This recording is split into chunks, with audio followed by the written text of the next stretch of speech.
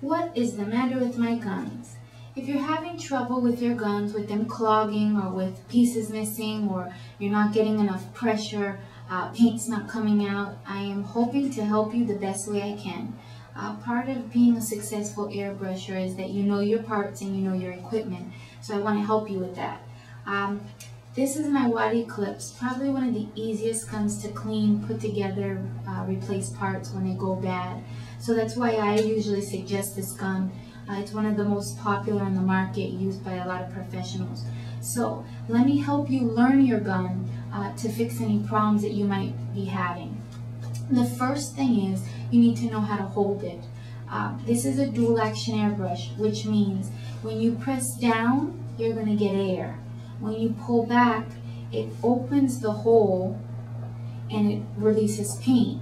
So that's a great thing, because if you're spraying and you're spraying a tattoo or spraying the body and you have too much air or too much water or too much paint came out, you can just press down, retrieve air, and just dry it off. So that's what makes this gun so cool and such a great tool. So to hold it properly, what you're going to want to do is hold the gun as if you're holding chopsticks. You want to hold the base with your thumb and your middle finger, and you want to press down on the trigger with your pointer. So again, you want to hold it between your middle finger and your thumb, the base, and press down with your middle finger. So you're pressing down and pulling back for paint.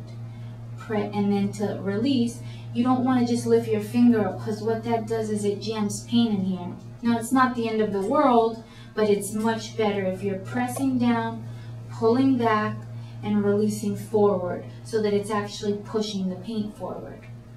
Now let me break it down for you so that you can see actually how this works, the mechanics.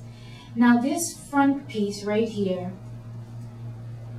is a needle cap, and basically what it does is it prevents that needle from touching anyone. So that's real important. Now this piece is most commonly lost all the time. I get the most requests for, how do I find that piece? So you want to make sure that when you're taking your airbrush apart, you leave it on, because this piece, and this piece actually come off in 3 pieces, but you can just unscrew them all together by giving it just a quick turn. Here is the tip of the needle and the cone actually sticking out. Now I know it might be hard to see on this video, but if I press down and pull back, you no longer see the needle. So what's happening is once the needle is let back, the paint is going to shoot through here and shoot through this hole.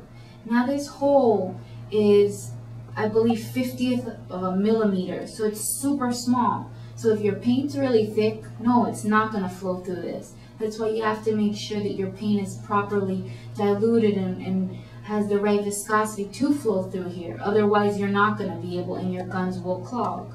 So once you see that, now you want to just unscrew it all together and keep this piece together. There's really no reason why you should unscrew piece by piece. You should just want to keep them together. Once the top is off, once this whole guard is off, all you see is the cone. Now this cone is one of the major reasons why people have problems with their airbrush. If there's too many cracks in your cone at the tip, what's going to end up happening is that it's too much air is going to be escaping, which is going to cause you not to have enough pressure to pick up the paint and create the suction. Now why do cracks occur? They occur after constantly pushing your needle through this cone. They happen because of paint, lack of cleaning.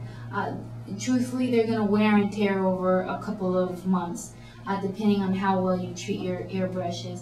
So just try to have 2 or 3 on hand to replace them every 6 months, and you should be totally fine. Now, how do you know how far your needle should be?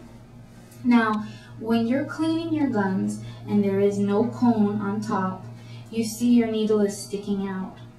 The way to test to see how far it goes is you put your needle on the front, and it should just be sticking out of the tip of the cone, but the cone should lay securely at the front of your airbrush. So that's how you know how far your needle needs to be. Now, if the needle's too far out, your cone's going to be hanging around, and it's going to be too far that when you pull it back, it will not open your hole. Now, did I just confuse you? I hope not. What I mean by this is, if you unscrew the back of your airbrush and you take off the chucking nut, which is just a little nut to hold your needle into place. If you have your needle on too far, and what's going to happen is it's not going to fit securely on here, and when you press down and pull back, it's not going to pull back to open that hole. So ultimately it's going to give you a clog. So this is really important when you're putting your guns back together, to make sure that your needle and your cone fit securely and rest securely on the inside of the airbrush right here in that groove. Okay, cleaning your guns. Once I unscrewed the back and I unscrewed the chucking nut, now all that's left is the needle should be sticking out. There's a sharp end and there's a dull end. What you want to do is tap on the dull end and pull the needle through the front. Now, why do you want to do that?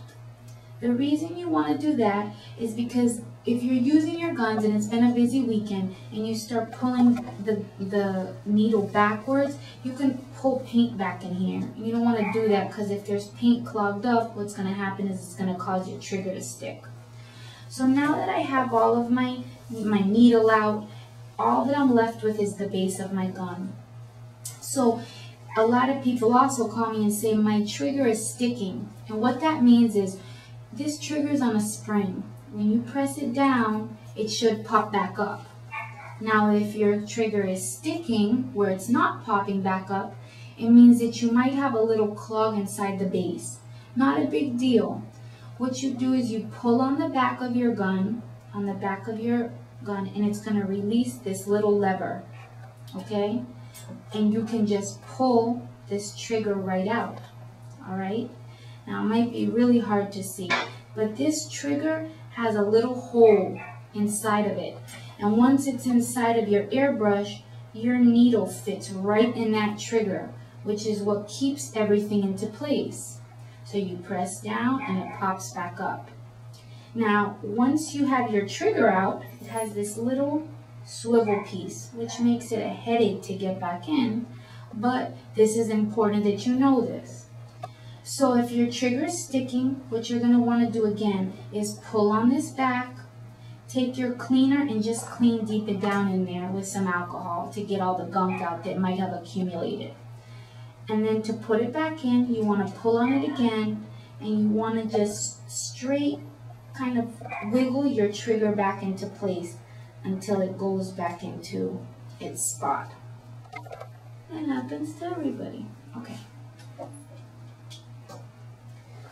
So now, the way to tell if your trigger is already in or all the way in is you take your needle and you're going to stick it through your gun. Now, if it stops right here, remember that little hole that's inside of your trigger? It won't allow your needle to pass. So for me, it's not going. So I pull it back out. I'm going to pull this out again and just kind of wiggle my trigger back into place so that I can fit everything back in. Now this is going to be the absolute hardest part about cleaning your airbrush. Now I rarely take out my triggers. I never really felt that I had to. But everybody's different. Some people prefer to really clean their guns. For me, I've always been okay. Okay, now I got my trigger back into place. I press down, it springs back up. I'm going to put my needle in from the sharp end in the back, tap it through. Once I have the front of the needle sticking out, I take my cone. I'm going to slide it on the front and slide my needle into place. I'm going to take my chucking nut, put it back on the back to secure everything into place. Take my gun, screw it back into place. The back Put that back on and screw the cap guards right back on, all into place. So now I have my gun back in working motion. So what troubles seem to come